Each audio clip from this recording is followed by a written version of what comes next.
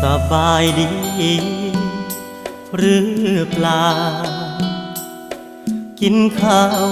แล้วบอกคนดีอยากรู้คนอยู่ทางโน้นยังคิดทอดคนทางนี้อยากฟังถ้อยค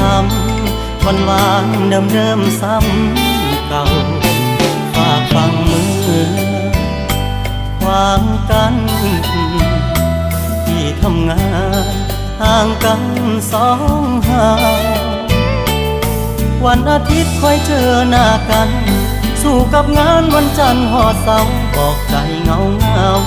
คิดทอดอดเอาสามก่อนยามอยู่ห่างสายตาลมหนาวผ่านมาห่มผ่านหนายามนอน